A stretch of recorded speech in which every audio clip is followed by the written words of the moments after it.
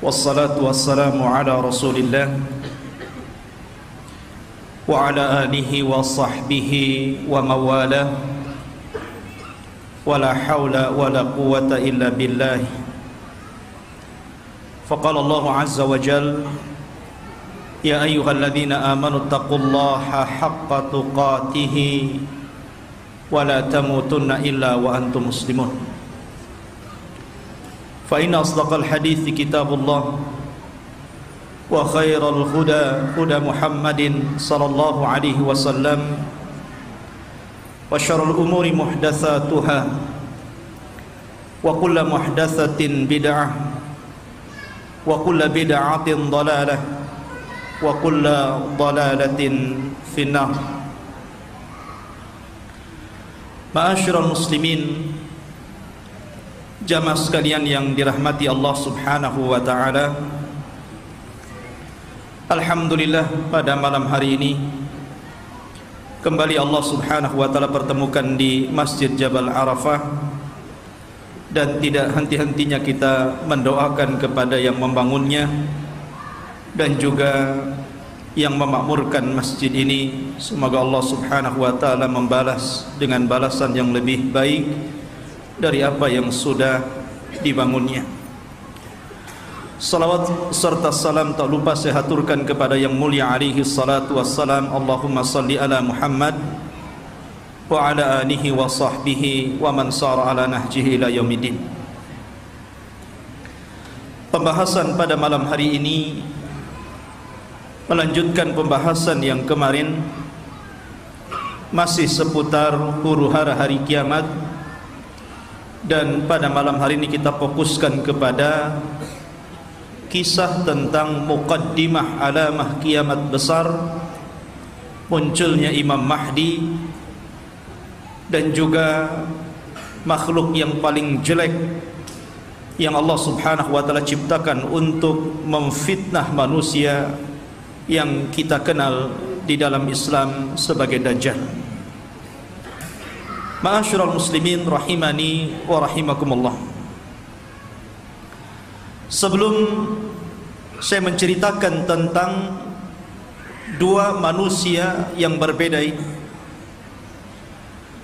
suatu ketika Ali radhiyallahu an ketika menjadi khalifah di Kufah, ketika dia berkhutbah, tiba-tiba ada seseorang yang bernama Sa'ad bin Suhan al-Abdi radhiyallahu an bertanya kepada Ali radhiyallahu an. Kata Sa'ad bin Suhan, "Ya Amiral Mu'minin, mata yakhrujad Dajjal?" Wahai Amiral Mu'minin, kira-kira kapan munculnya Dajjal itu? Maka Amirul Mukminin Ali radhiyallahu an beliau mengatakan, "Wahai Sa'sa', engkau bertanya kepadaku sesuatu yang sangat besar, maka akan aku jawab, dan tolong ingat-ingat jawabanku."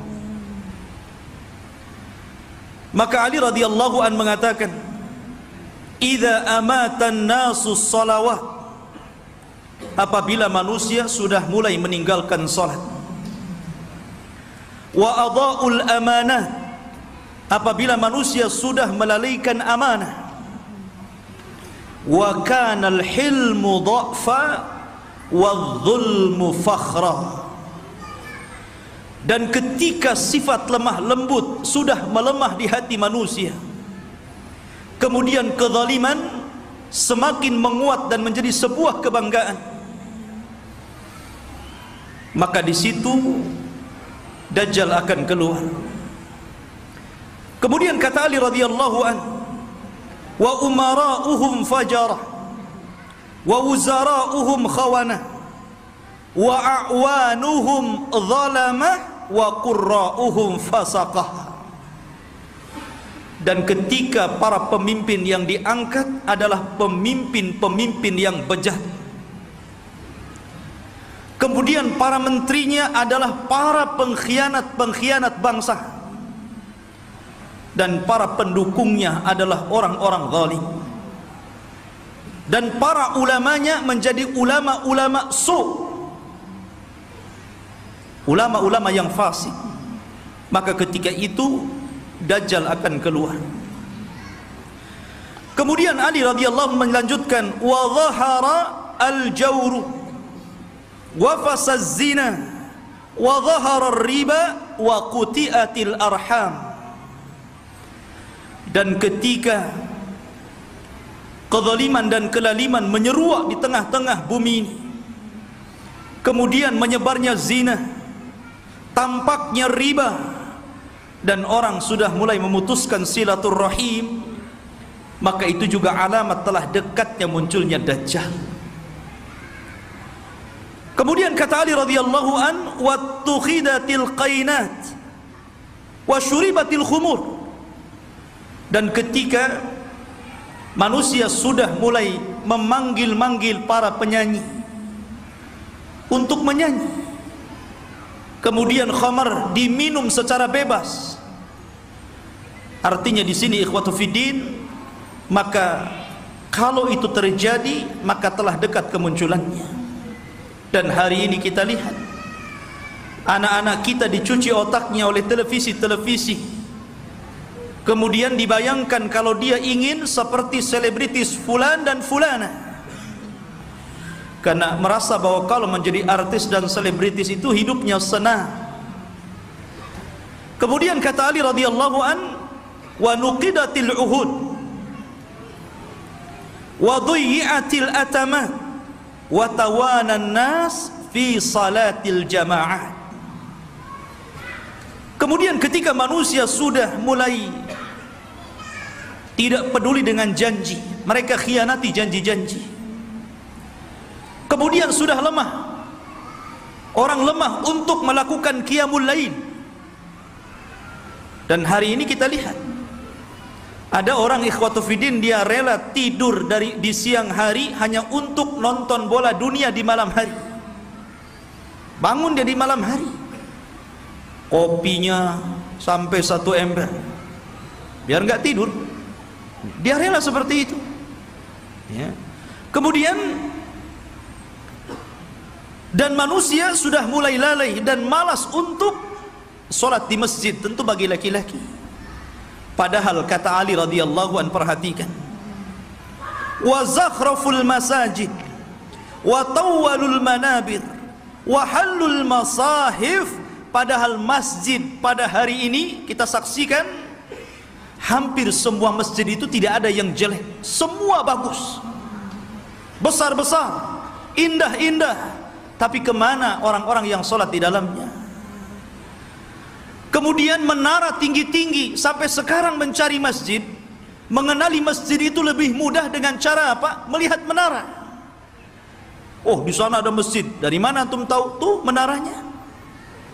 Artinya orang dimudahkan untuk mencari dan melangkahkan ke masjid. Karena apa? Tidak disusahkan orang cari masjid, tapi orang malas ke masjid. Kemudian juga mereka mulai meninggalkan mushaf. Padahal cetakan Al-Quran itu hampir setiap tahun dicetak, disebarkan di mana-mana. Quran itu tidak sulit untuk mendapatkannya, tapi orang malas membaca Al-Quran. Ada yang mengatakan nunggu Ramadan katanya, karena ada tadarus. Sampai Ramadan enggak juga baca Quran. Kemudian kata Ali radhiyallahu an, apabila ini sudah terjadi maka dekatlah munculnya Dajjal. Kemudian Ali melanjutkan, wa akhadur rusha wa akalur riba wasta'malus sufaha wastakhaffu bid-dima. Ketika manusia sudah mulai mudah untuk memakan rasuah, sogok menyogok. Di negeri kita ini korupsi itu bukan hanya tingkat level atas saja, level bawah pun sama. Bahkan antum buat KTP saja kadang-kadang ada pelicinnya ya. Bahasa rasuah itu kan bahasa pelicin katanya. Kalau ingin licin pakai oli saja lah. Jadi ikhwatu fiddin yang dimuliakan Allah Azza wa Jalla, Dan ini sudah banyak di mana-mana. Hampir semua sektor pekerjaan itu mesti ada rasuah. Padahal Rasul mengatakan ar-rasi wal murtasi finnar. Orang yang memberikan sogokan, orang yang memakan sogokan sama-sama di neraka. Wa akalur riba. Dan orang sudah gemar memakan riba. Bahkan ada orang yang nggak mau kerja dengan cara menyimpan uangnya di bank-bank konvensional. Dia hanya makan bunganya saja. Bahkan riba di hari ini subhanallah luar biasa. Karena riba itu mudah didapati hampir di semua tempat. Di tiang listrik ada riba, di pohon pisang ada riba, di pagar-pagar orang ada riba, gitu kan.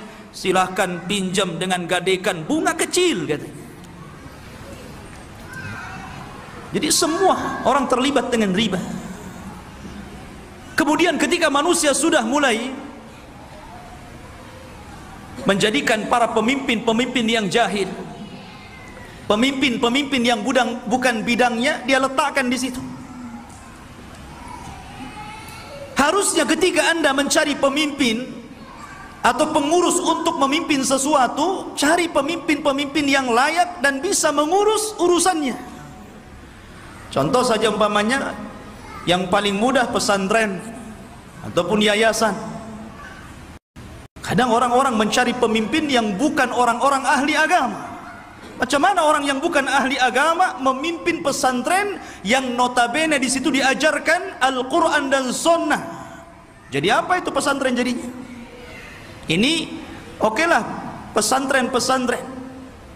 Lah yang lebih dari itu seperti kepala desa, lurah, camat, bupati, sampai kepada presiden. Ketika manusia sudah melalaikan itu, dan mereka juga menganggap remeh persoalan darah. Kalau orang sudah menganggap remeh persoalan darah, ikhwan, maka itu alamat telah dekat keluar Dajjal. Anda bisa saksikan hari ini di medsos, setiap hari kita mendengar ada orang yang membunuh dan ada orang yang dibunuh. Sampai sering saya katakan orang yang membunuh bingung kenapa bisa membunuh, orang yang dibunuh lebih bingung lagi kenapa Anda membunuh saya. Apa alasan saya Anda bunuh?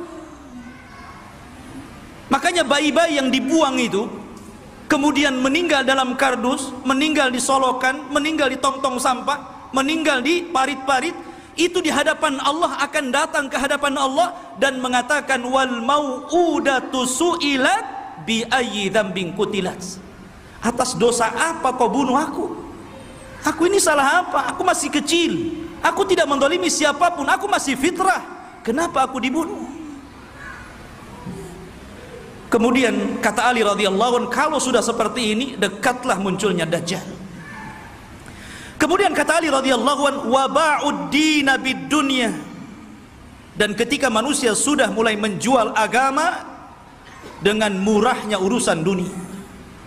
Ada seorang wanita nikah dengan bule, nikah dengan orang-orang yang di luar daripada agama Islam. Dia rela pindah agama, yang penting rekening saya gendut, kendaraan saya mewah, rumah megah, kos-kosan banyak, dan begitu seterusnya.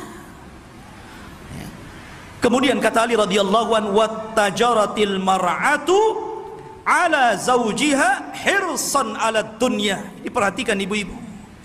Dan ketika kaum wanita mudah untuk meminta cerai kepada suaminya hanya urusan dunia. Saya sering ke pengadilan agama dan saya lihat tingkat perceraian itu luar biasa di Batam ini. Dan banyak para wanita yang menggugat cerai suaminya hanya gara-gara faktor dunia. Bukan tidak boleh menggugat cerai, kalau ada alasannya silahkan. Tapi kalau urusan dunia, kemudian itu menjadikan seorang istri kurang ajar kepada suami dan meminta cerai begitu saja, apalagi karena ada orang ketiga yang lebih hebat, lebih wah, lebih banyak hartanya, ini sudah lain urusannya. Kemudian kata Ali radhiyallahu an, wa raqibatin nisa 'alal mayasir. Nabi sallallahu alaihi wasallam, Ali radhiyallahu an meramalkan seperti ini. Tentu beliau mendapatkan informasi dari Nabi. Dan apabila wanita sudah mulai membawa kendaraan sendiri. Di zaman Rasul kendaraan pakai kuda, pakai unta, jarang perempuan naik unta kan? Paling dibonceng. Makanya di sini Ali tidak mengatakan dan para wanita menaiki al-ibil, unta, tetapi mengatakan al-mayasir, ditujukan kepada kendaraan-kendaraan modern. Mobil, motor. Ya kalau mungkin jaraknya bukan jarak safar, hanya keliling-keliling di Batam, ke pasar. Ini terkadang jarak safar, jarak tempuh yang disunahkan untuk mengqashar dan menjamak sholat pun kita dapati ada perempuan berani loh bawa mobil sendiri tuh. Sudah tidak ada mahram, nekat lagi. Ya. Maka ini juga alamat dekatnya munculnya Dajjal. Kemudian kata Ali radhiyallahu wa tashabbahna nisa birrijal wa tashabbahar rijalu bin nisa. Ketika mulai perempuan meniru gaya laki-laki, dan ketika laki-laki sudah memakai atribut-atribut perempuan, maka ini pun telah dekat munculnya Dajjal. Kita saksikan hari ini. Kalau laki-laki cari levis ke pasar, habis tuh diborong perempuan. Kalau laki-laki cari celana jeans gitu kan, habis, nggak ada, diborong sama mbak-mbak katanya. Akhirnya laki-laki terpaksa beli rok, beli pakaian-pakaian perempuan. Artinya seperti ini kan. Anda bisa bayangkan tuh, pakaian laki-laki tapi pakai jilbab gitu kan, ketat, pakai lepis, pakai kaos, tapi jilbaban pula dia. Yang laki-lakinya parah lagi, anting-anting itu untuk perempuan dia letakkan tutup botol aqua di sini di kupingnya. Antum tahu? Anak itu lihat ada orang pakai anting-anting laki-laki itu, botol aqua di sini. Ya Allah, ini kan atribut perempuan, kenapa pula dipakai laki-laki? Bahkan yang lebih parah, apa yang disebut dengan LGBT itu sudah mulai melembaga loh di negeri kita ini. Mulai melembaga. Bahkan tahun kebelakang itu saya pernah mendengar informasi sampai mereka membuat fikih LGBT. Anda bisa saksikan tuh, fikih LGBT, bagaimana cara wudunya LGBT, bagaimana cara sholatnya LGBT, bagaimana cara puasa LGBT, dan minta pula kemudian diresmikan supaya majelis ulama itu memberikan muqaddimah. Ini kan sudah gila ini. Mereka nggak tahu bagaimana hukuman kaum Lut. Tidak ada hukuman yang lebih parah yang Allah kirimkan kepada mereka. Hati-hati. Di Batam aja banyak itu. Antum kalau keluar ke jalan-jalan, hati-hati kalau ada yang manggil tuh, bang, LGBT. Ma'asyiral muslimin rahimani wa rahimakumullah. Kemudian wa kana as-salamu bainahum 'ala al-ma'rifah. Ketika antum mengucapkan salam kepada orang yang antum kenal saja, yang antum nggak kenal nggak antum ucapkan salam. Padahal jelas nih yang pepasan dengan kita ini pakai songkok, pakai pakaian koko gitu kan, rapi. Kita yakin dia muslim, ya jalan biasa saja. Paling antum itu mengucapkan salam sama yang antum kenal saja. Kalau nampak ada janggutnya, celananya cingkrang, pakai gamis, assalamualaikum. Nah ini sudah tanda-tanda ini. Kemudian kata Ali radhiyallahu an, wa syahida syahidun min ghairi an yustashhad wa halafa min ghairi an yustakhlaf. Ketika manusia sudah mulai berani menjadi saksi padahal dia bukan saksi, bersumpah padahal dia tidak diminta sumpah, anda bisa mendapatkan di pengadilan-pengadilan ini. Ada orang yang saksi itu dijual, dibeli. Kamu jadi saksi bayar sekian, kamu bersumpah saya bayar sekian. Ini banyak sekali yang seperti ini, saksi jualan. Kemudian kata Ali radhiyallahu an, wa labisu juludadh-dha'ni ala qulubid di'ab wa kanat qulubuhum amarrun minas sabri wa alsinatuhum ahla minal asli wa sarairuhum antanu minal jiyaf. Dan ketika manusia-manusia sudah memakaikan bulu-bulu kambing, kulit-kulit kambing pada hati-hati serigala, padahal hati mereka adalah hati yang beracun, yang tidak pernah sabar. Padahal mulut mereka hanya manis di bibir, tapi tidak sebagaimana hatinya. Dan kehidupan pribadi mereka lebih busuk dibandingkan bangkai, kata Rasul. Nabi SAW ingin menyindir siapa? Ali radhiyallahu ingin mengisyaratkan kepada manusia siapa? Orang-orang yang hanya menampakkan kebaikan, padahal di belakangnya orang ini buruk. Bahasa kitanya pencitraan saja, biar orang pengenal saya ini baik, saya ini begini, begini dan begitu seterusnya. Dan zaman sekarang subhanallah, nyalon RT saja itu janjinya banyak. Itu baru RT itu. Nanti gang ini kita aspal, nanti solokan ini kita perbaiki. Habis jadi RT wassalam, kan begitu. Kemudian wal tumisal fiqhu li ghairi din wa unkiral ma'ruf wa urifal munkar.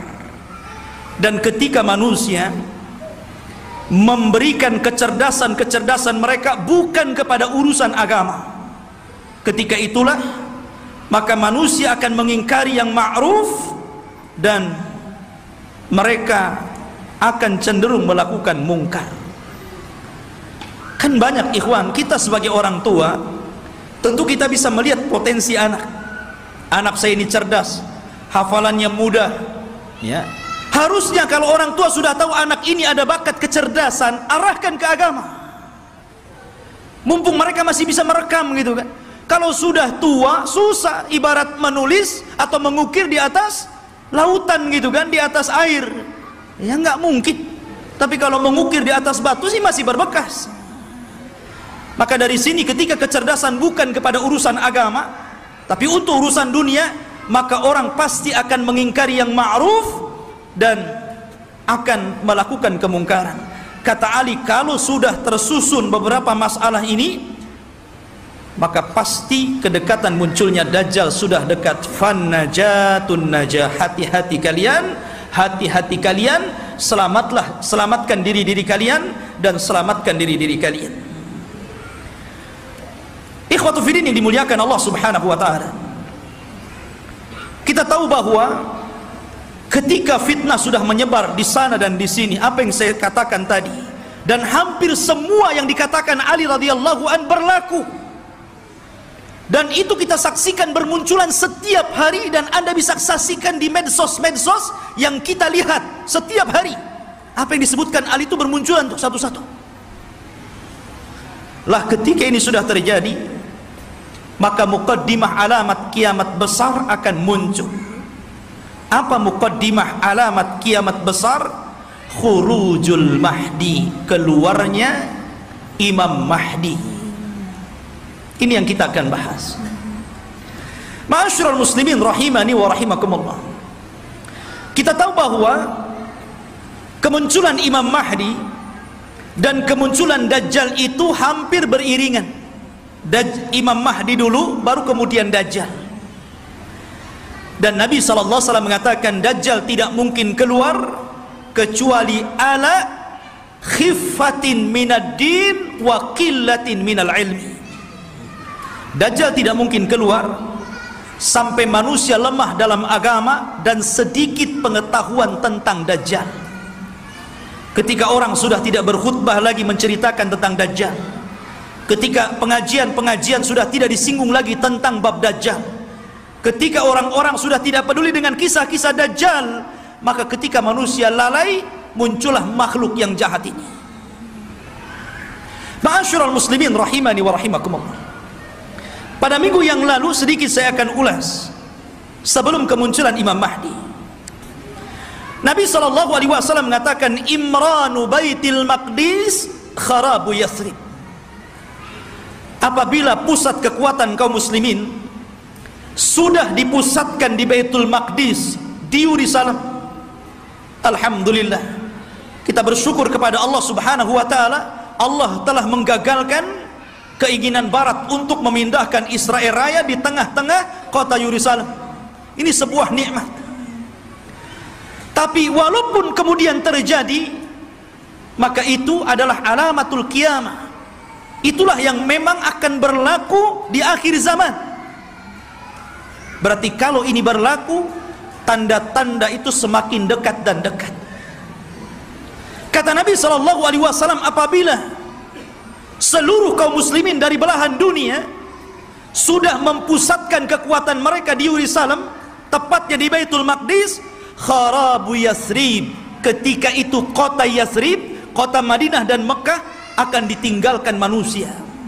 Padahal Mekah dan Madinah itu ketika itu dalam posisi sebaik-baiknya ekonomi, tapi akan ditinggalkan dan akan berhijrah ke Baitul Maqdis.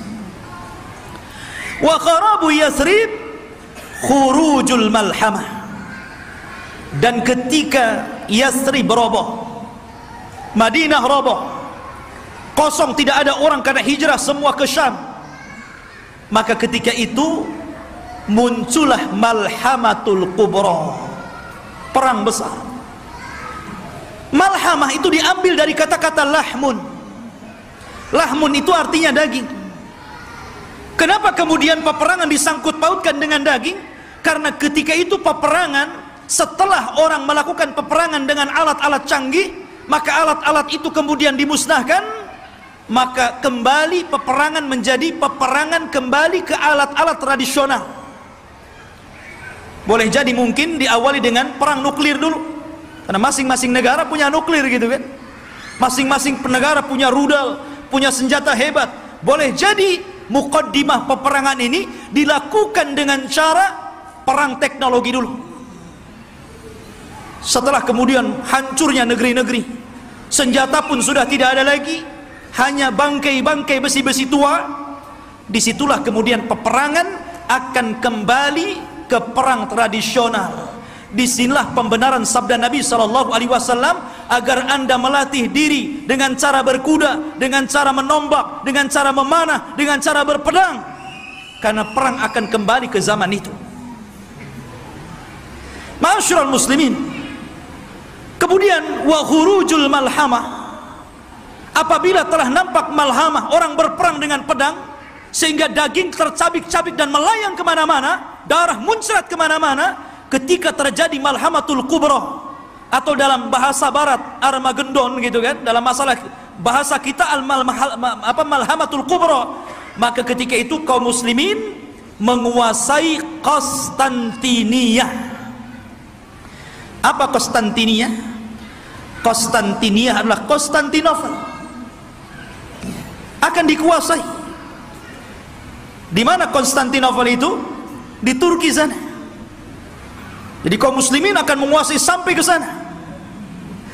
Wa fathul Konstantinia, dan ketika Konstantinia dikuasai kaum muslimin, bangsa Rom sampai ke Italia, sampai ke ibu kota Italia, kaum muslimin sampai ke sana, bergerak sampai ke arah Eropa sana.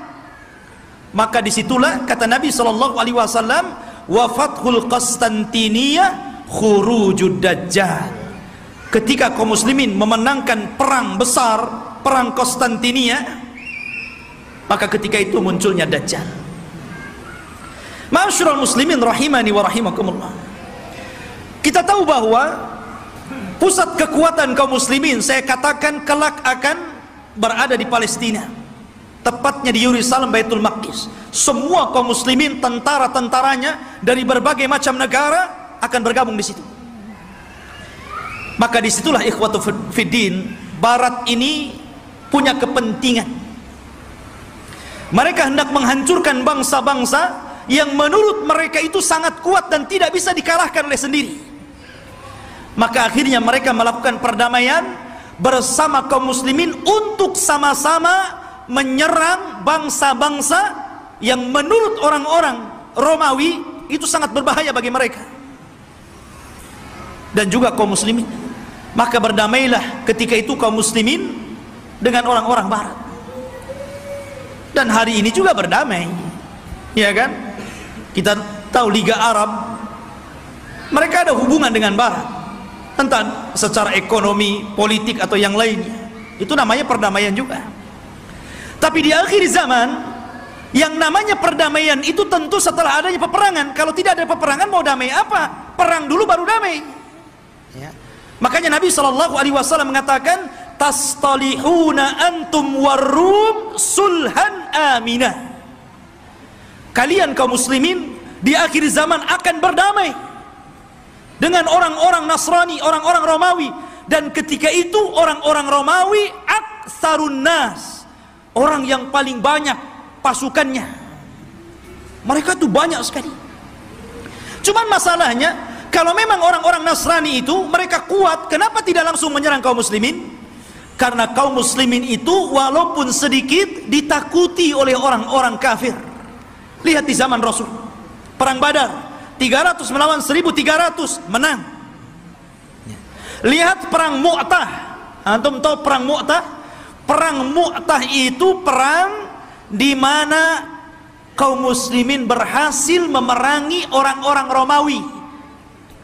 Nabi menulis surat kepada Raja Romawi. Suratnya itu dirobek, utusannya dibunuh. Marah orang-orang Romawi ini, akhirnya menyiapkan pasukan bergerak untuk menyerang Nabi. Kata Nabi, kalau mereka menyerang kita di Madinah, maka akan banyak terbunuh, laki-laki, perempuan, anak-anak, kakek-kakek. Ini tidak adil. Kita siapkan pasukan, kemudian kita sambut mereka. Akhirnya Nabi SAW mempersiapkan pasukan. Kata Nabi, wahai Zaid, peganglah bendera. Kalau kau mati, ganti dengan Ja'far. Kalau Ja'far mati, ganti dengan Abdullah ibn Rawahah. Perangkat. Dan di antara pasukan ada Khalid ibn Walid, tapi tidak dijadikan pemimpin karena baru masuk Islam. Berangkat mereka ke Mu'tah. Ya. Ketika melihat jumlah mereka berlipat-lipat banyaknya dengan kaum muslimin, wajar, manusia. Zaid mengatakan, apakah kita perlu pulang ke Madinah memberitahu Rasul? Atau bagaimana? Nggak imbang nih, pasukan Romawi banyak sekali, sementara pasukan kita sangat sedikit sekali. Tetapi karena mereka sudah kadang keluar membawa pasukan besar, sementara pasukan Romawi lebih besar daripada itu, akhirnya Allah takdirkan mereka pun melakukan peperangan. Subhanallah, di awal peperangan Zaid meninggal dunia. Kemudian bendera ditangkap oleh Ja'far. Ja'far meninggal dunia, terputus seluruh anggota badannya, termasuk dua tangannya terputus. Dia pegang bendera, diputus ininya, dipegang kirinya, diputus ininya, dipegang dadanya, dibelah akhirnya. Nabi berada di Madinah, tahu tuh karena wahyu. Kata Nabi, semoga kedua tangan Ja'far digantikan kedua sayap di sorga dan dia bisa terbang sesukanya. Ja'far meninggal dunia, dipegang Abdullah ibn Rawahah. Abdullah ibn Rawahah meninggal dunia, bingung kaum muslimin. Ini tidak ada lagi pemimpin pasukan.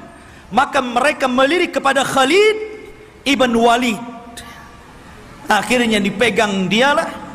Dia punya strategis perang yang luar biasa. Pasukan yang ribuan itu bisa dikalahkan oleh strategis Khalid ibn Walid. Sampai ada seorang Romawi bertanya kunci kemenangan kepada Khalid. Khalid, bagaimana engkau bisa memenangkan peperangan ini sementara jumlah kalian kecil dan jumlah kami besar? Kemudian Khalid memberikan kuncinya. Kata Khalid, nahnu qaumun nuhibbul maut kama tuhibbul haya. Kami kaum yang cinta kematian sebagaimana kalian cinta kehidupan. Berani mati, itulah kuncinya. Ya.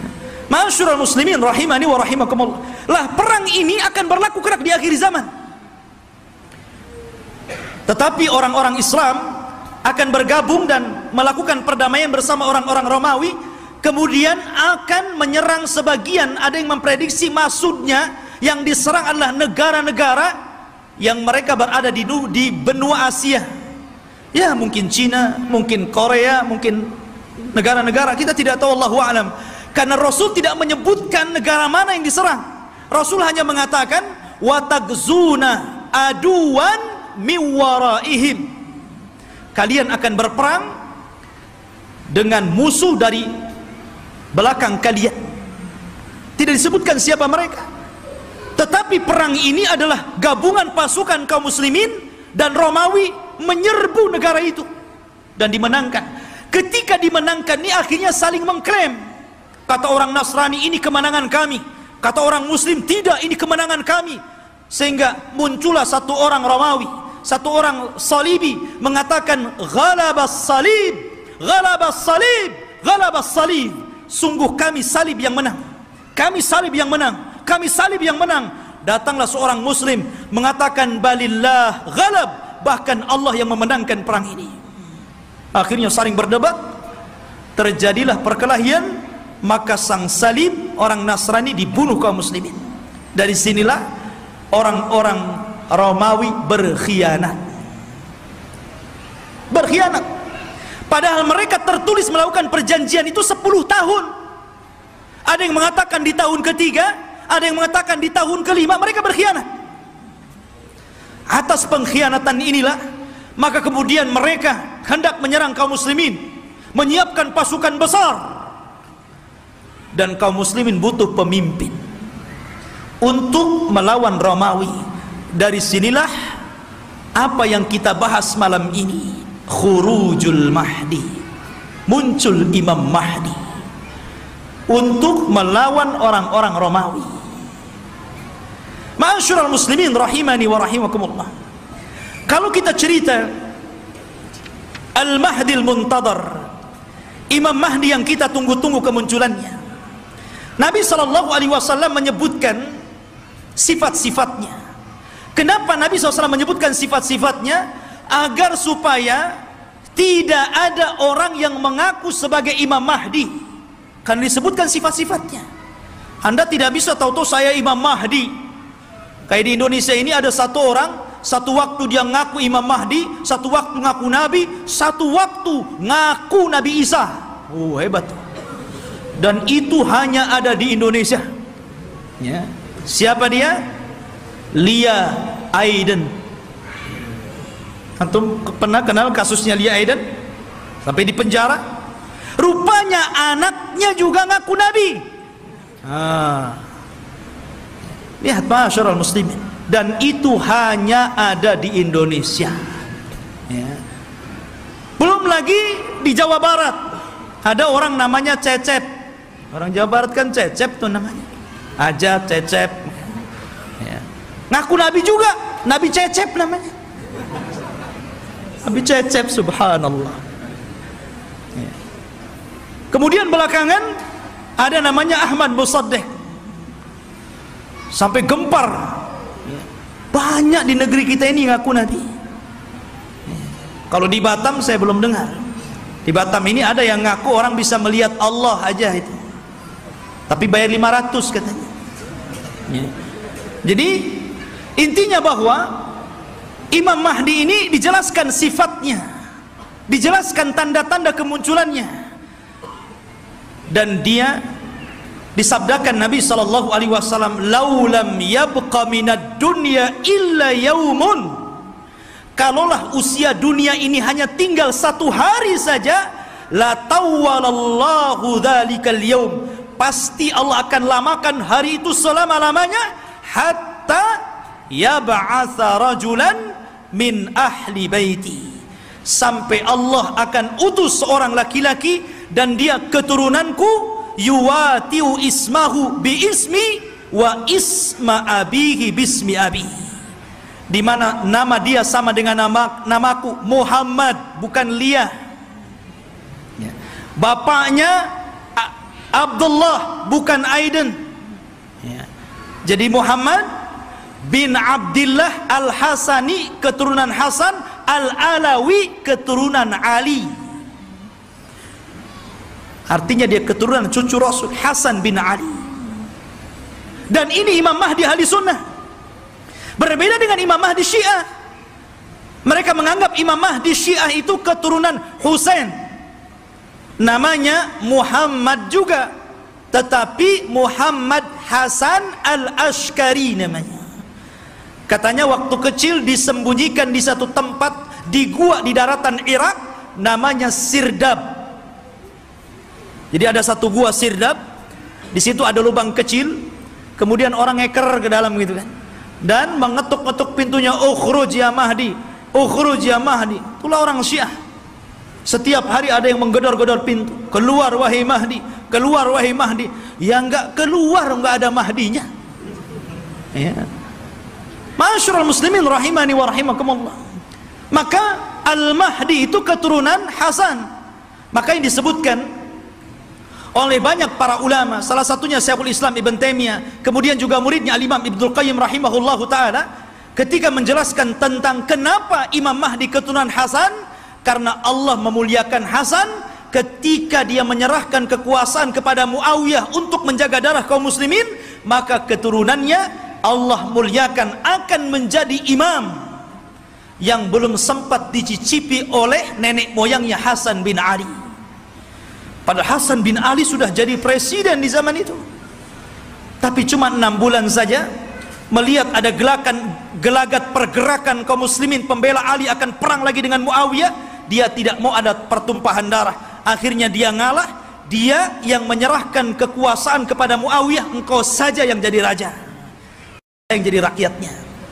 Akhirnya bersatulah kaum muslimin. Karena kerendah dirian Hasan inilah, maka Allah muliakan Hasan. Maka dari keturunan Hasan inilah lahir di akhir zaman Al-Mahdi Muhammad ibn Abdullah Al-Hasani Al-Alawi rahimahullahu ta'ala.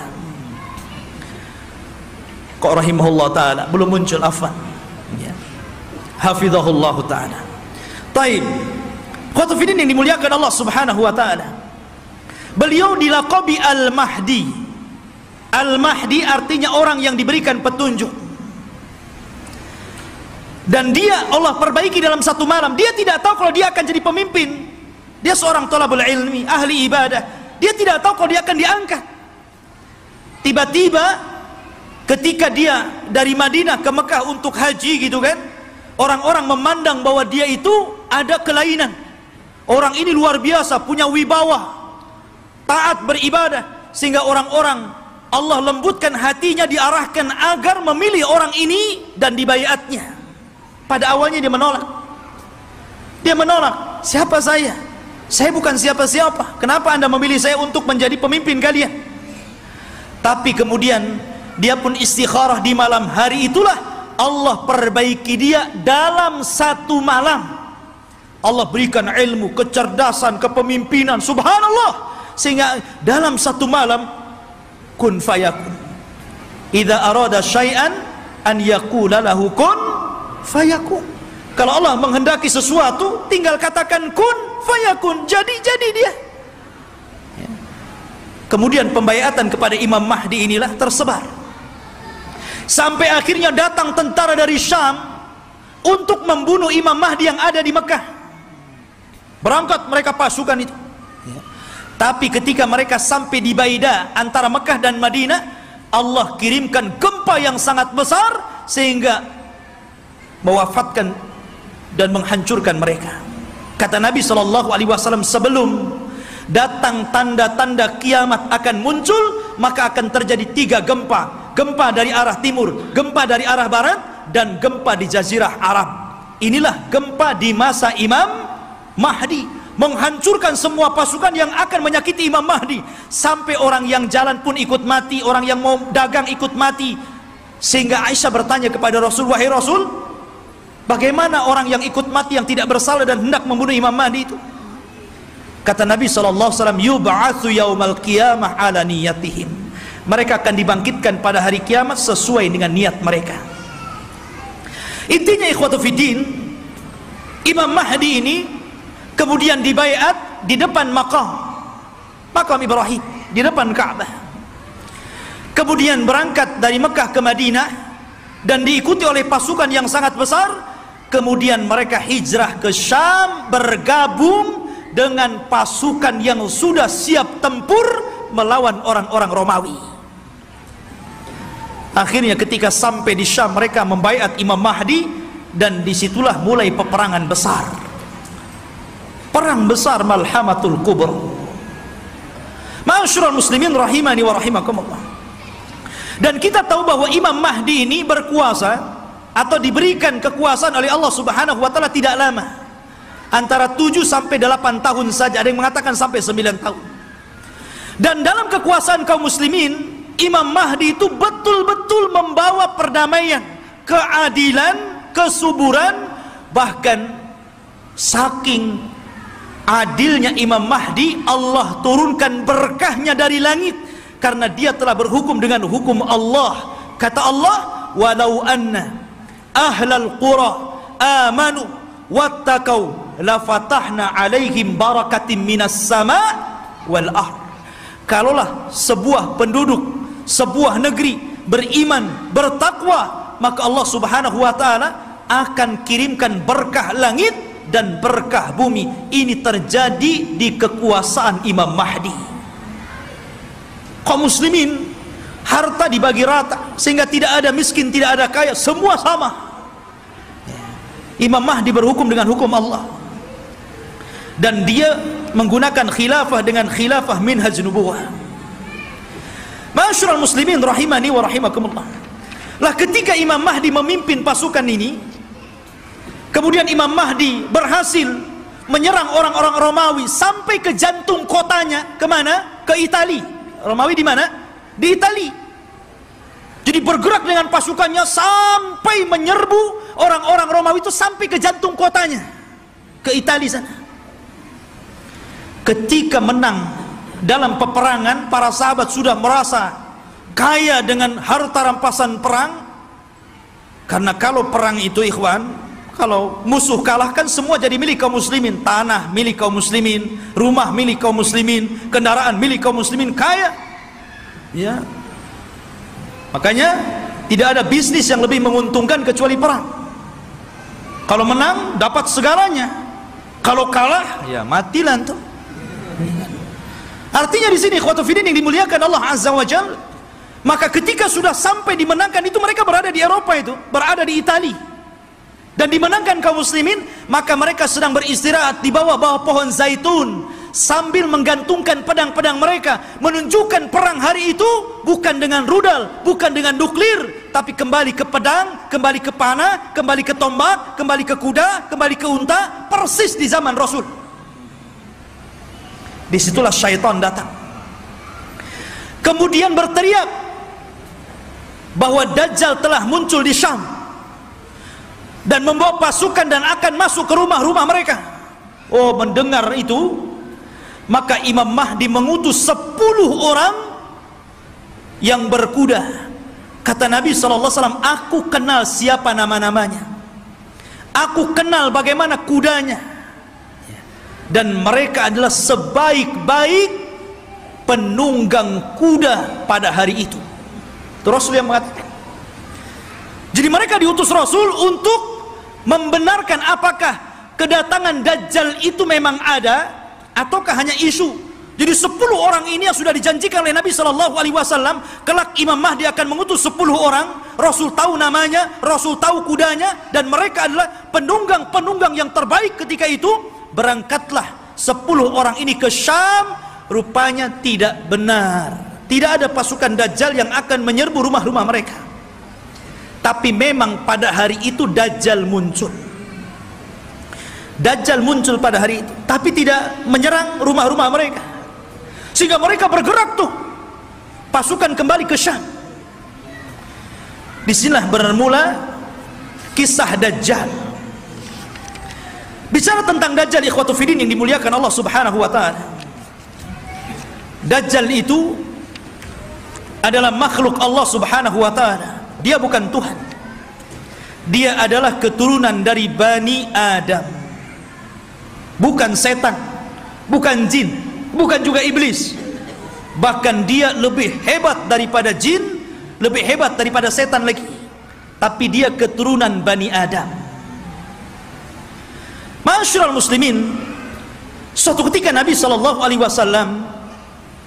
mendatangi para sahabat. Sahabat sedang bicara tentang Dajjal. Saking banyaknya Rasul membicarakan tentang Dajjal di khutbah-khutbahnya, di majelis ta'limnya, di perang-perangnya, selalu cerita Dajjal, sehingga sahabat menyangka jangan-jangan Dajjal itu ada di kebun kurma Madinah. Ya. Maka Nabi SAW mendatangi mereka, dan sahabat mengatakan, ya Rasulullah, aktsartal hadis anhu fakhifna hatta dhananna anna ad-dajjal fi atrafin nakhli. Wahai Rasul, kau terlalu banyak menceritakan Dajjal sehingga kami takut jangan-jangan Dajjal itu sudah ada di kebun kurma. Maka Nabi SAW mengatakan, bukan demikian, jangan kalian mencelaku karena aku banyak bercerita tentang Dajjal, karena ini fitnah lebih besar daripada harta, lebih besar daripada fitnah anak-anak, lebih besar daripada fitnah peperangan yang menghancurkan negara dan membunuh kaum muslimin, lebih besar daripada fitnah-fitnah ini semuanya. Kata Nabi SAW, ghairu Dajjal akhwafuni alaikum, tidak ada yang lebih aku takutkan kepada kalian kecuali fitnah Dajjal. In yakhruju fikum, kalau seandainya Dajjal itu muncul kepada kalian, wa ana hayyun, dan saya masih hidup, fa ana hajiju dunakum, saya yang akan melawannya, saya yang akan berperang dengan dia.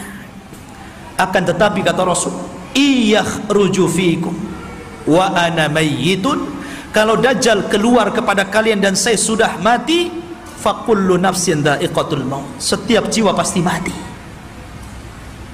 Kata Nabi SAW, famru'un hajijunya nafsahu, maka setiap orang harus membela dirinya masing-masing, karena tidak ada yang bisa melawan Dajjal kecuali seorang Nabi, maksudnya Nabi Isa. Makanya ketika Nabi SAW mendengar ada di Madinah seorang anak kecil yang Allah berikan keanehan dari ilmu-ilmu jin, namanya Saf, atau dikenal dengan Ibnu Soyyad, anaknya seorang Yahudi. Sifat-sifatnya sama dengan Dajjal yang diceritakan Nabi, anak kecil ya. Bahkan sebagian para sahabat bersumpah bahwa dia Dajjal. Salah satunya Umar ibn al-Khattab radhiyallahu an bersumpah dia Dajjal, dan Rasul membiarkan sumpahnya dan tidak mengingkari. Akhirnya Rasul datang dengan Abu Bakar, dengan Umar, ingin mengecek tentang keberadaan anak kecil namanya Saf, atau disebut dengan Ibnu Soyyad ini. Berangkat Rasul, kemudian masuk ke kampung Yahudi. Rupanya betul ada anak kecil yang sedang bermain-main dengan anak-anak yang lainnya. Kemudian Nabi memanggil anak kecil namanya Saf itu dan mengatakan, ya Saf, atashhadu anni Rasulullah, wahai Saf, apakah engkau bersaksi saya adalah utusan Allah? Anak kecil nengok Nabi, kemudian dia mengatakan, ashhadu annaka nabiyul ummiyin, aku bersaksi engkau adalah Nabi yang diutus oleh Allah subhanahu wa ta'ala. Tiba-tiba Saf berbalik tanya kepada Rasul, ya Muhammad, atashhadu anni Rasulullah, hei Muhammad, maukah kau bersaksi aku juga utusan Allah? Bayangkan, anak kecil ngomong di hadapan Rasul, mau enggak kau bersaksi saya juga utusan Allah sama dengan kamu? Kata Rasul, amantu billahi walir rasul, aku beriman kepada Allah dan kepada Rasulnya saja. Bahkan Nabi SAW makin yakin, karena Dajjal itu kemunculannya akan mengaku Nabi dan berakhir mengaku Tuhan ya. Maka kemudian kata Nabi SAW, ya Saf, inni khaba'tu laka khaba'an, wahai Saf, dalam hatiku, dalam dadaku, aku menyembunyikan beberapa kalimat, karena ketika itu Rasul baru diturunkan ayat kepadanya, surah kepadanya, namanya suratul Dukhan, dan itu para sahabat belum tahu, baru turun kepada Rasul suratul Dukhan. Makanya Nabi menyembunyikan ayat itu dalam dadanya. Kata Rasul, wahai Saf, wahai Ibnu Soyyad, aku menyembunyikan beberapa kalimat di dadaku, coba tebak apa? Kata si Saf ini memandang dada Rasul, tiba-tiba dia mengatakan duh, duh. Dia tidak bisa mengatakan dukhon, tapi sudah benar awalnya, karena Rasul menyembunyikan kalimat dukhon, tapi dia tidak sempurna. Dia mengatakan duh, duh, duh. Maka Rasul langsung mengatakan ikhsha falan ta'du wa qadrak, jelek engkau, celaka engkau, engkau tidak mungkin bisa meneruskan kalimat-kalimat yang ada di dadaku. Tapi dari Rasul makin bingung, jangan-jangan ini betul-betul Dajjal nih ya, dia tahu isi hati saya gitu, anak kecil si Saf ini ya. Akhirnya Rasul pulang. Kemudian pada waktu yang lain dia ajak lagi Umar dan Abu Bakar, ingin mengecek lagi keberadaan si Saf ini. Setelah ketemu dan hendak kemudian diintai dan kembali ingin diuji, tiba-tiba datang ibunya, melihat ada Rasul sallallahu alaihi wasallam dan ibunya kenal. Ya Saf, ataka Muhammadun. Ya Saf, ataka Muhammadun. Hei Saf, Muhammad sudah datang di sampingmu. Maka Saf pun kemudian langsung pergi kemudian di belakang ibunya. Kata Nabi sallallahu alaihi wasallam, "Lau tarakathu latabayyana amruhu." Kalau ibunya ketika itu tidak memanggil-manggil, tentu aku sudah tahu siapa si Saf ini. Apakah Dajjal atau bukan Dajjal. Tetapi ikhwatu fiddin, kenyataannya si Saf ini kemudian tumbuh besar dan dia masuk Islam. Tapi dalam hati para sahabat masih ragu masalahnya. Jadi dia sudah tua, masuk Islam, sahabat masih ragu, itu masih ketakutan dengan si Saf ini Ibnu Sayyad yang sudah besar dan masuk Islam. Jangan-jangan dia Dajjal pura-pura masuk Islam. Jadi suatu ketika Abu Sa'id Al-Khudri radhiyallahu an, ketika Saf ini hendak berangkat haji dan para sahabat banyak yang sudah berangkat duluan, rupanya Abu Sa'id Al-Khudri ketinggalan dan Saf atau Ibnu Sayyad yang sudah tua, sudah dewasa gitu kan. Ketika itu Abu Sa'id Al-Khudri karena kecapean kemudian berada di bawah pohon untuk istirahat. Tiba-tiba si Saf ini baru datang mau haji juga gitu kan. Dan Abu Sa'id Al-Khudri sangat ketakutan dengan Saf ini karena Rasul pernah mengatakan dan sebagian para sahabat bersumpah dia Dajjal, itu masalahnya. Tiba-tiba ikut pula di samping Abu Sa'id, ikut duduk di situ. Gemetar Abu Sa'id ini. Ya. Tapi Saf mengatakan, "Ya Abu Sa'id, aku tahu engkau takut kepada aku. Tapi coba pikirkan wahai Abu Sa'id, bukankah Dajjal itu tidak punya anak? Aku punya anak. Bukankah Dajjal tidak mungkin masuk Islam? Aku masuk Islam. Bukankah Dajjal itu tidak mungkin datang ke Mekah dan tidak juga menginjak Madinah? Aku bisa ke Mekah, aku bisa ke Madinah. Kenapa kau ragu? Aku ini sedih, kenapa orang-orang menuduhku Dajjal?" Ya. Dari situ Abu Sa'id Al-Khudri agak tenang itu. Tetapi Abu Sa'id Al-Khudri menjadi ketakutan di endingnya ketika Ibnu Sayyad atau Saf mengatakan, "Tetapi ya Abu Sa'id, aku tahu di mana letaknya Dajjal." Ketika dia ngomong begini, langsung diambil barang-barangnya, kabur dia. Ya. Dia tahu di mana letaknya Dajjal. Ya. Awalnya dia sudah merendah tuh. Tahu-tahu endingnya yang nggak enak gitu kan. Tapi ya Abu Sa'id, ana azri aina maudhi'ad Dajjal. Saya tahu di mana Dajjal berada, katanya. Masya Allah. Makanya suatu ketika Abdullah bin Umar radhiyallahu an pernah membuat marah, dipukulnya Ibnu Sayyad sampai marah. Karena marah Ibnu Sayyad, Ibnu Umar ketakutan, akhirnya lari ke rumah Hafsah. Dia melapor gitu kan, "Ya Hafsah, saya tadi pukul Saf, Ibnu Sayyad dia marah." Kata Saf, kata saudaranya Hafsah ini, "Wahai Abdullah bin Umar, kau sudah tahu bagaimana sabda Rasul tentang kemunculan Dajjal. Dajjal tidak mungkin keluar kecuali karena kemarahan yang sangat besar. Hati-hati kamu." Ya.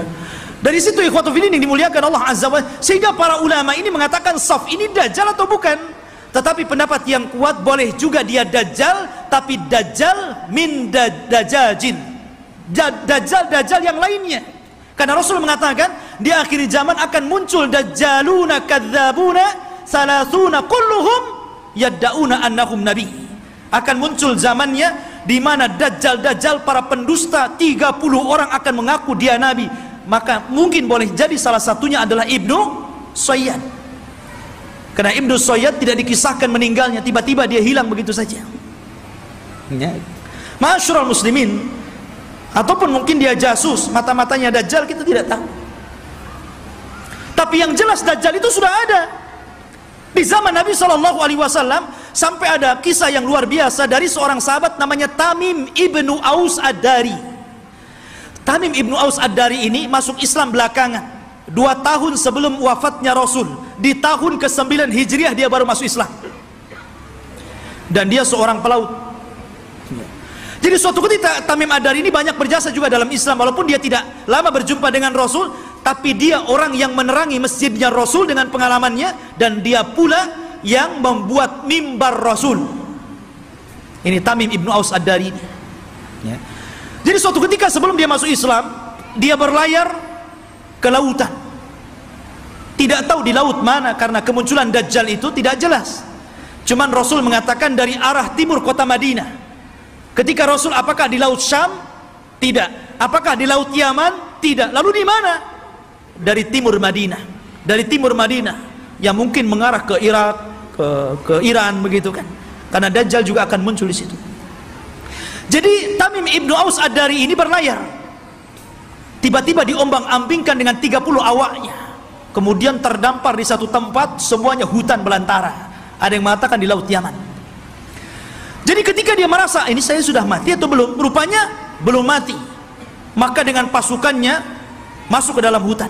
Di tengah hutan dia mendapatkan satu binatang, subhanallah, nggak tahu belakang, nggak tahu depan, karena buluan semuanya, berbulu dari atas ke bawah. Dan itu makhluk yang pertama kali dijumpai oleh Tamim Ad-Dari. Gimana nggak takut? Nggak pernah melihat makhluk seperti itu. Maka dengan ketakutannya dia mengatakan, siapa kamu? Ya, kata Tamim Ad-Dari, kaget loh, ini binatang tak bisa ngomong. Dia mengatakan, kami dari Arab. Terus balik nanya, siapa kamu? Ana jassasah. Jassasah itu artinya jasus, mata-mata. Maksudnya mata-matanya. Ya. Maka kemudian siapa jassasah? Jassasah tidak mengatakan. Jassasah hanya mengatakan, engkau sudah ditunggu orang. Dia sudah lama bertahun-tahun mencari kabar, ternyata orang yang ditunggu sudah datang. Datanglah kau ke salah satu gubuk atau rumah besar yang ada di tengah hutan. Kau temui dia. Dia sudah lama menunggu kalian. Berangkatlah Tamim dan 30 awaknya ke tempat yang diisyaratkan makhluk tadi. Rupanya ada. Masuk ke dalam rumah, ada orang yang diborgol tangannya, diborgol kakinya, diborgol lehernya. Tiba-tiba mengatakan kepada orang ini, dari mana kalian? Maka Tamim dengan ketakutan mengatakan, nahnu minal Arab, kami dari Arab. Ha, kalian dari Arab? Taib, saya akan bertanya kepada kalian, bagaimana kondisi kebun kurma Baisan? Kebun kurma Baisan, ya, ma'ruf, ya, kurmanya dulu sangat luar biasa. Kata Tamim Ad-Dari, subhanallah, kebun kurma Baisan itu kebun kurma yang kualitasnya tinggi, berbuah terus, tidak pernah nggak berbuah, saking suburnya. Maka Rasul mengatakan, sebentar lagi tidak ada kurmanya. Kata para peneliti, hampir sudah 100 tahun yang silam dari sekarang ini, sudah tidak berbuah lagi kurma-kurma yang ada di Baisan itu. Kemudian kata orang ini mengatakan, bagaimana kabar tentang telaga yang ada di Tobariyah, telaga Tobariyah. Dan telaga Tobariyah itu telaga yang dijadikan orang-orang Israel untuk diambil air minum bersih mereka. Apakah nyusut atau tidak? Kata dia, oh masih banyak airnya. Dan katanya hari ini, saya baca di Google itu, ya bisa percaya bisa tidak Google, kalau ingin yakin antum ke sana saja, ke Israel, ya. Katanya sudah surut hampir 30-40% airnya. Artinya apa yang dikatakan orang ini menjadi sebuah kenyataan. Kemudian kata orang ini mengatakan, bagaimana kabarnya Ainuz Zughar? Ainuz Zughar, mata air Zughar itu mata air bersih yang biasa diambil minum dan untuk perairan ladang, dan itu berdekatan dengan Bahrul Mayyit, ya, dengan laut mati. Laut mati yang dulu kaum Lut diadab, kemudian ditimpakan dan sekarang jadi laut mati. Lah, Ainuz Zughar itu ada di sekitar itu. Kata orang ini, apakah masih berair? Ya, masih berair. Para petani masih ngambil airnya, orang-orang masih minum di situ. Kata orang ini, sebentar lagi akan kering. Kemudian orang ini bertanya, apakah sudah tampak Nabi utusan Allah, Nabi Arab? Kata Tamim Ad-Dari, dia sudah sampai di Madinah, berhijrah dari Mekah. Apakah orang-orang membenarkan dan mendustakan? Iya, ada yang membenarkan, ada yang mendustakan. Kata Dajjal, sebaik-baik manusia adalah orang yang mengikuti dia. Dajjal saja nyuruh kita ikut Nabi, ya. Dia mengatakan apa? Sebaik-baik orang adalah ikut dia. Dajjal itu, ya. Sekarang yang bukan Dajjal tidak mau ikut Nabi, nggak mau juga nyuruh orang ikut sunnah Nabi. Ada orang ikut sunnah Nabi dikatakan Wahabi, ya kan? Ma'asyiral muslimin rahimani wa rahimakumullah. Maka kemudian Tamim Ad-Dari ketakutan, nggak mau lagi berdialog banyak-banyak, gitu kan? Dia langsung pergi pulang, cari jalan keluar. Allah takdirkan sampailah dia ke Madinah tepat pada tahun 9 Hijriah. Kemudian masuk Islam. Disitulah dia bercerita tentang pertemuan dia dengan makhluk yang aneh itu. Kata Nabi, tahukah kamu, manusia yang kau temui itu adalah Dajjal. Artinya sudah pernah ditemui salah seorang sahabat. Dan inilah satu-satunya kisah dari sahabat yang diriwayatkan Rasul, kemudian diriwayatkan kepada para sahabatnya. Rasul tidak pernah mengambil riwayat dari para sahabat. Yang ada sahabat meriwayatkan dari Nabi. Ini tidak, Nabi meriwayatkan dari sahabat, kemudian diriwayatkan ke sahabat yang lainnya. Satu-satunya sahabat yang diambil riwayatnya adalah Tamim Ad-Dari. Karena Rasul kan tidak punya, apalagi Tamim Ad-Dari seorang Nasrani sebelumnya, ya. Maka dari situ ikhwatu fiddin, kata Nabi SAW di hadapan para sahabatnya, dia bercerita sambil bawa tongkat. Maka Nabi SAW mengatakan, kelak Dajjal itu akan sampai ke sini, maksudnya Madinah dan Mekah, tapi dia tidak akan bisa masuk. Dajjal itu hanya bisa yatarakab, hanya bisa mengintip di balik bukit Uhud. Karena seluruh kota Madinah dan Mekah akan dipagari malaikat, di tangannya pedang-pedang yang siap untuk membunuh Dajjal. Dajjal ketakutan. Dia hanya bisa melihat dari atas bukit Uhud. Dilihatnya Masjid Nabawi, tepatnya kuburan Nabi, bercahaya warna putih. Kemudian Dajjal mengatakan, hada qasrul abiyad, hada qasru Ahmad. Inilah istananya Muhammad, inilah istana putih. Dan subhanallah, apa yang dikatakan Dajjal menjadi sebuah kenyataan. Kalau antum umroh atau Allah takdirkan antum haji, gitu kan, cobalah antum melihat Masjid Nabawi di malam hari dari kejauhan. Naiklah ke bukit Uhud, gitu kan, antum lihat Masjid Nabawi, tepatnya kuburan Rasul, maka akan dilihat ada cahaya putih. Dari tempat itu ada cahaya putih yang ke atas, membenarkan apa yang dikatakan Dajjal. Dan Dajjal tidak akan sanggup masuk ke kota ini, maksudnya kota Madinah, sambil memukul-mukul, hadhihi tayyibah, hadhihi tayyibah, hadhihi tayyibah, kata Rasul. Inilah negeri yang disucikan, inilah negeri yang disucikan, inilah negeri yang disucikan. Dajjal tidak mungkin masuk ke negeri ini, Mekah dan Madinah. Makanya di zaman itu salah satu tempat yang aman dari Dajjal, berangkatlah antum ke Mekah dan Madinah. Cuman sayang nggak ada pesawat. Antum kira-kira naik apa tuh dari Batam ke sana? Ya, nggak ada lagi pesawat terbang. Ya, mungkin belum sampai dah mati antum di jalan. Ya. Jadi khotbah yang dimuliakan Allah Azza wa Jalla, kata Nabi SAW ketika bicara Dajjal, beliau mengatakan, sesungguhnya ayyuhan nas, innaha lam takun fitnatun ala wajhil ardi mundu dhara Allahu dzurriyyata Adam a'zam min fitnatid Dajjal, wa innallaha lam yab'ats nabiyyan illa hadzara ummatahu Dajjal wa ana akhirul anbiya wa antum akhirul umam. Wahai manusia, tidak ada satupun fitnah yang lebih dahsyat ketika Allah menciptakan anak Adam dibandingkan fitnah Dajjal. Karena andailah seluruh dukun-dukun yang ada di dunia dikumpulkan, kemudian melakukan kontes sihir, maka sihir mereka jauh di bawah sihir Dajjal. Nggak ada dukun, walaupun satu dunia melawan Dajjal, nggak akan bisa dilawan. Sihirnya luar biasa.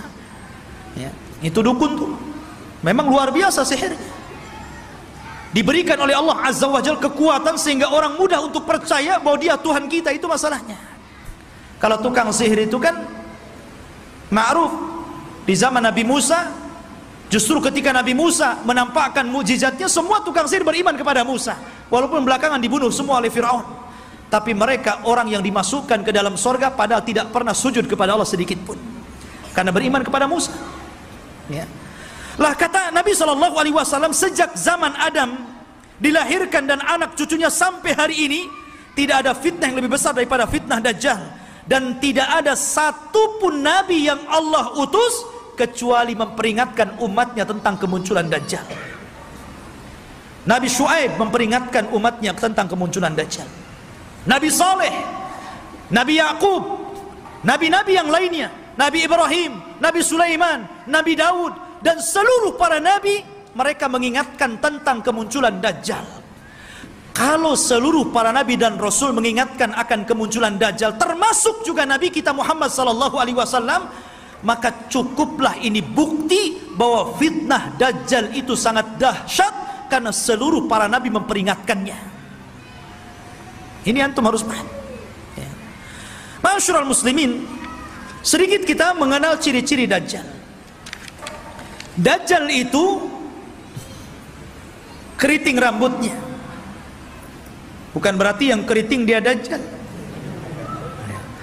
Jadi dia memiliki rambut keriting yang dipintal. Makanya Dajjal itu kusut sekali mukanya. Ya kan? Jadi antum tahu orang-orang yang keriting habis dikeriting dipintal lagi. Ya. Tetapi dia tidak hitam kulitnya. Biasanya kan yang kriwel yang dipintal-pintal itu kan kebanggaan orang-orang yang berkulit hitam kan. Dajjal tidak, kulitnya putih. Ada yang mengatakan kemerah-merahan. Jadi memang dia putih, tapi kusut. Ya. Kemudian dia buta sebelah mata kanannya, dan ada daging tumbuh di matanya, menonjol seperti anggur keluar. Jadi ada daging tumbuh. Kemudian di dahinya tertulis kafir. Bisa dibaca oleh seorang mukmin, baik yang pandai baca ataupun yang buta huruf, semua bisa baca. Ya. Artinya bahwa semua orang bisa baca, dia kafir, tapi semua orang ikut Dajjal, itu masalahnya. Kan fitnahnya luar biasa, sudah tahu di jidatnya ada kafir, masih ikut juga dia kan begitu. Itulah fitnahnya. Karena dia bisa dibaca oleh siapapun, yang pandai baca sama yang buta huruf bisa baca. Kemudian juga lehernya lebar, pendek besar, dan kakinya bengkok.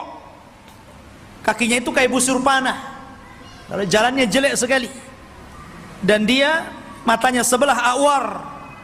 Dari sini menunjukkan kalau orang itu waras, beriman, imannya kuat, otaknya dipakai, tentu orang itu tidak mungkin mengakui orang seperti ini Tuhan, karena banyak cacatnya. Ya kan jelek itu orangnya, kok jadi Tuhan pula? Ya, dan mengaku ana rabbukum, saya Rabb kalian. Tapi masalahnya walaupun penampilannya seperti itu, tapi dia diberikan kekuatan oleh Allah yang Allah tidak berikan kepada yang lainnya. Makanya ketika Dajjal mengaku Tuhan, maka Allah langsung mengatakan innahu a'war fa innallaha laisa bi'a'war. Dajjal itu a'war, buta sebelah kanannya, dan Allah tidak buta dan tidak buta sebelah. Ya. Ma'asyiral muslimin rahimani wa rahimakumullah. Lah Dajjal ini ikhwatu fillah yang dimuliakan Allah Azza wa Jalla, dijelaskan juga di antara fitnah-fitnahnya secara umum, karena waktu juga yang terus berjalan. Di antara fitnah-fitnah Dajjal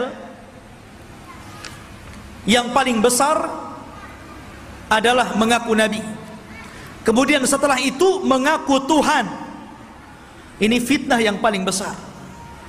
Fir'aun ngaku Tuhan, gak punya kesaktian, makanya tidak banyak orang yang ikut Fir'aun, itu karena takut saja nggak mengakui Fir'aun itu Tuhan kan gitu. Begitu juga Namrud atau raja-raja zalim yang lainnya.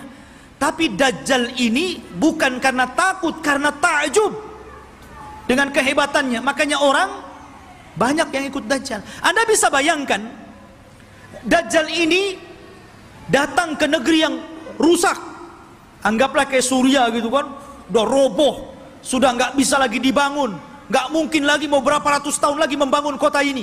Dajjal itu datang ke kota yang roboh itu, Kemudian Dajjal mengatakan, keluarlah wahai bumi pembendaharaan kalian. Tiba-tiba kota itu kembali cantik, ya kan? Kembali subur, kembali mewah, kembali megah. Kambing-kambingnya penuh dengan susu, unta-untanya gemuk-gemuk. Subhanallah, Anda bisa bayangkan itu, ya. Siapa yang lebih hebat sihirnya dari tukang-tukang sihir dibandingkan Dajjal? Dan sebaliknya, kalau ada kota bagus, subur, banyak ternaknya, kemudian Dajjal lewat, kemudian tidak beriman kepada Dajjal, langsung ambruk, langsung gersang, langsung pada mati, gitu kan? Subhanallah, ya. Seperti ini fitnahnya. Bahkan suatu ketika Dajjal ini mendatangi sebuah perkampungan, kemudian mengatakan, bagaimana kalau kuhidupkan keluarga kalian? Apakah ibu kalian, apakah anak yang kalian cintai, atau siapalah, terserah di antara keluarga kalian, siapa yang mau kuhidupkan, kuhidupkan. Tapi syaratnya setelah itu beriman bahwa aku Tuhan kalian. Wah, orang kampung keluar semua tuh. Maka yang ingin ibunya dihidupkan, kata Dajjal, kum, ditunjuk kuburan ibunya itu. Maka setan datang, fatamassala lahu ummu. Kemudian berubah menjadi seolah-olah ibunya, seolah-olah anaknya, seolah-olah suaminya, seolah-olah bapaknya, seolah-olah kerabat-kerabatnya. Akhirnya mereka pun berkumpul, kemudian memeluk suaminya, istrinya, ibunya, macam-macam, dan mengatakan kepada keluarganya, ikutilah orang itu karena dia adalah Tuhan. Nah, lihat, seperti itu. Nggak ada tukang sihir yang bisa kayak gini, kecuali Dajjal, ya. Sampai suatu ketika dia hendak mendatangi Mekah dan Madinah, Dajjal memukulkan kakinya beberapa kali, pukulan terjadi gempa.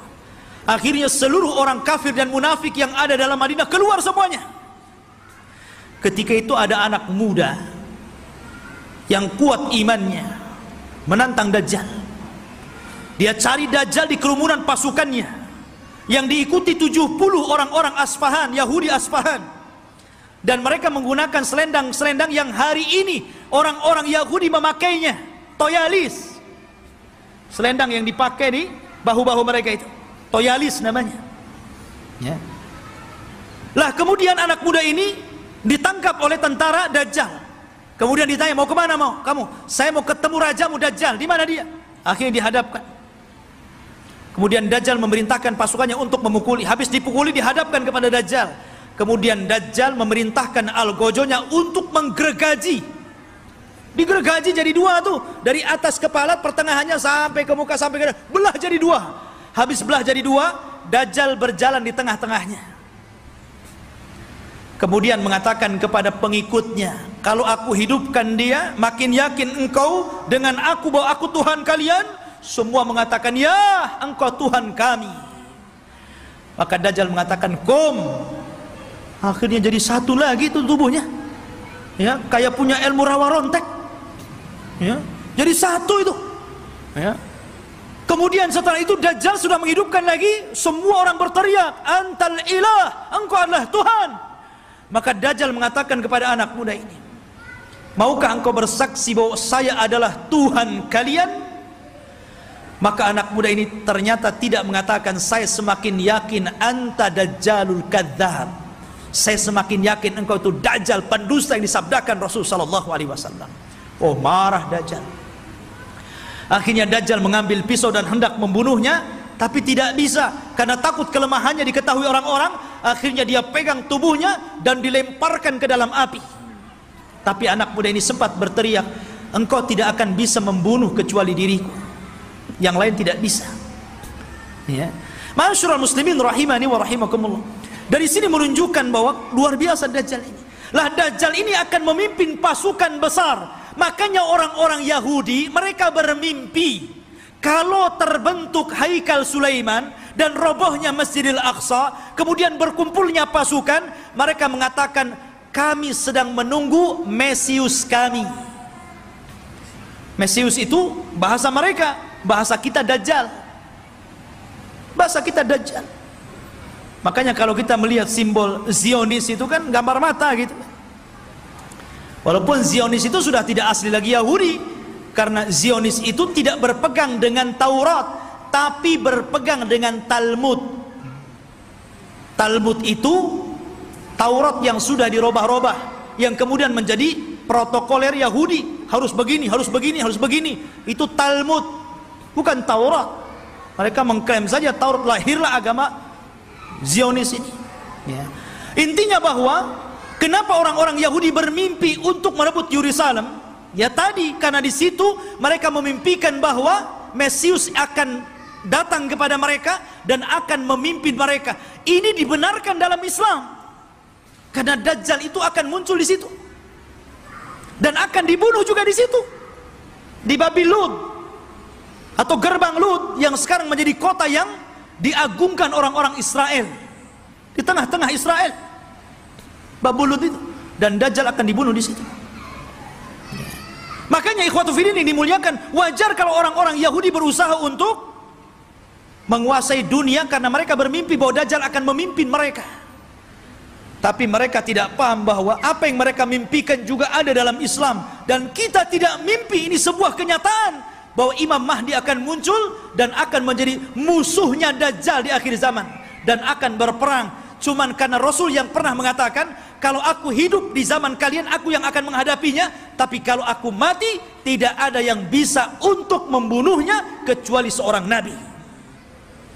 Makanya ketika Umar, kembali kepada kisah Ibnu Sayyad, Sauf, anak kecil itu, ketika dia meramal apa yang di dada Nabi, Umar mengambil pedang dan mengatakan, da'ni adrib unukoh, Rasul izinkan aku kupenggal si Ibnu Sayyad ini. Kata Rasul, jangan Umar, kalau dia Dajjal, engkau tidak bisa membunuhnya, ada orang lain yang akan membunuhnya. Tapi kalau dia bukan Dajjal, fala hajata laka biqatli, tidak ada hajat engkau membunuhnya, ngapain, biarkan saja dia. Ya. Artinya di sini bahwa terjadinya peperangan pasukan Imam Mahdi dengan Dajjal ini tidak seimbang. Karena Dajjal ini pasukannya banyak, bukan pasukan Yahudi Aspahan yang 70.000 saja, tapi akan diikuti oleh tentara-tentara yang sifat-sifatnya persis seperti tentara Mongol.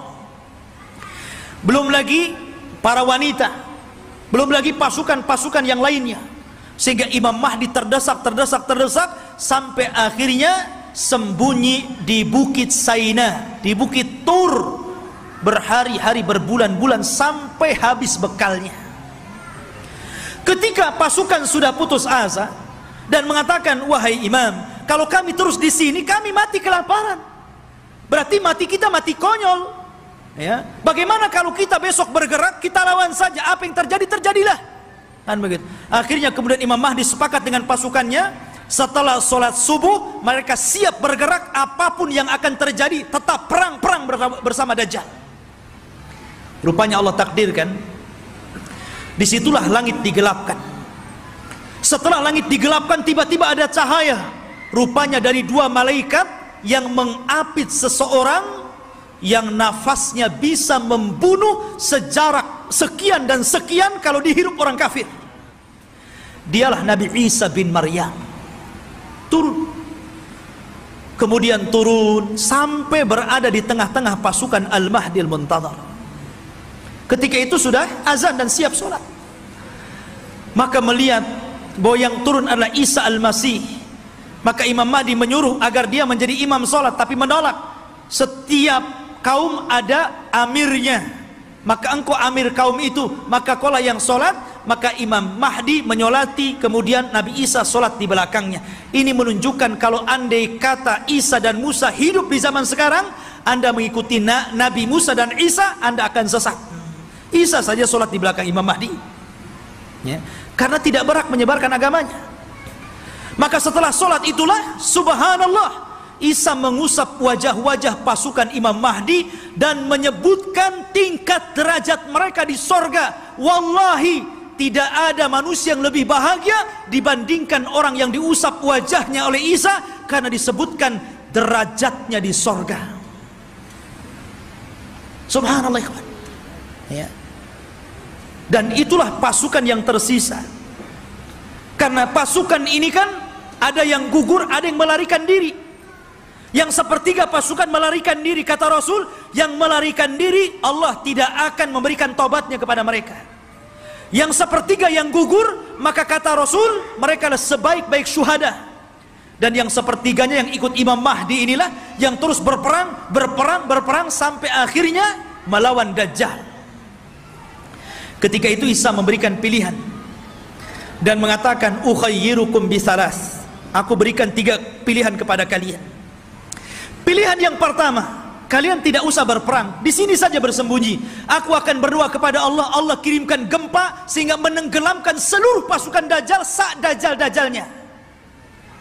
Atau yang kedua, aku akan berdoa kepada Allah agar Allah kirimkan pasukan, tapi bukan kalian.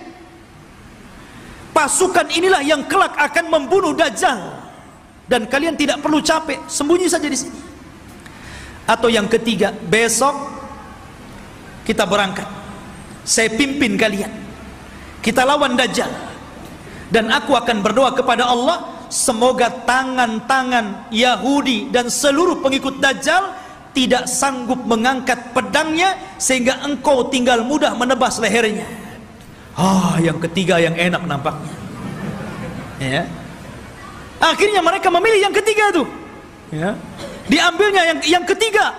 Maka setelah sholat subuh diusap wajah, kemudian disebutkan tingkatannya di sorga, mereka pun turun pasukan dari Bukit Saina dipimpin Nabi Isa bin Maryam. Maka mereka tinggal tebas saja itu pasukan Dajjal itu.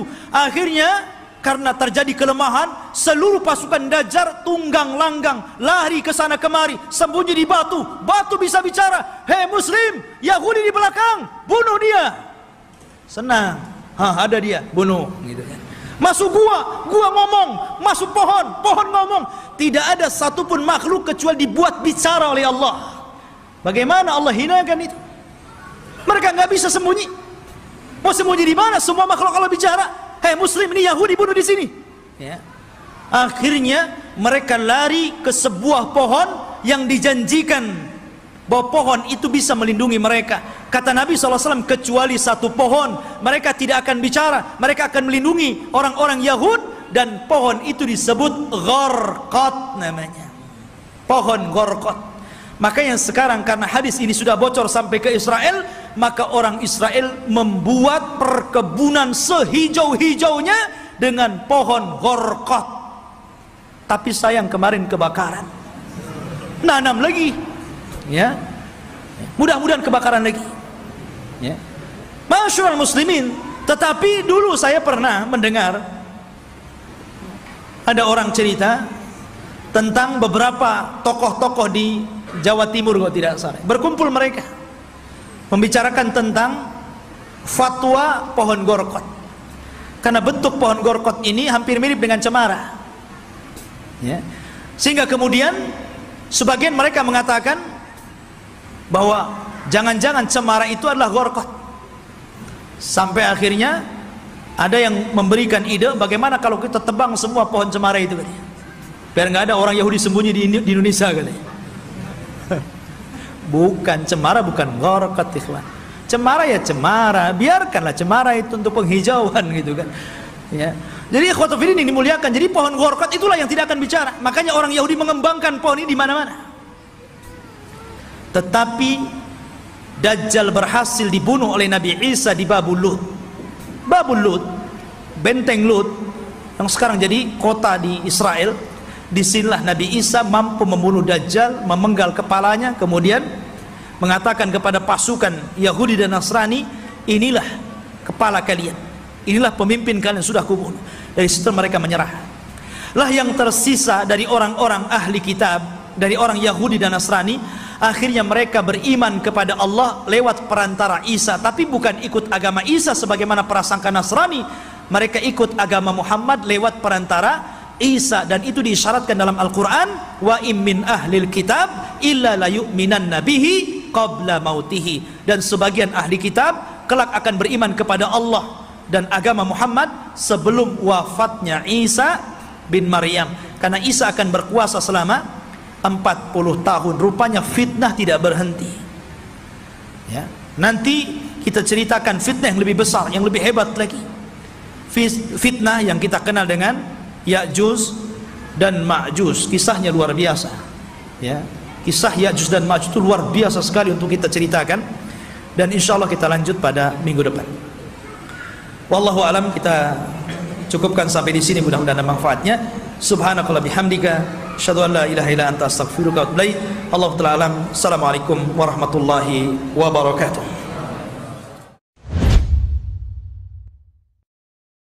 Intinya bahwa tolong berakhlak kepada Allah. Membahas tafsir dari surah Al-Imran. Lahirlah Imam Muslim, Abi Dawud, Tirmidzi, Ibnu Hibban. Jadi ketika Yunus alaihi salatu wassalam terkena undian itu,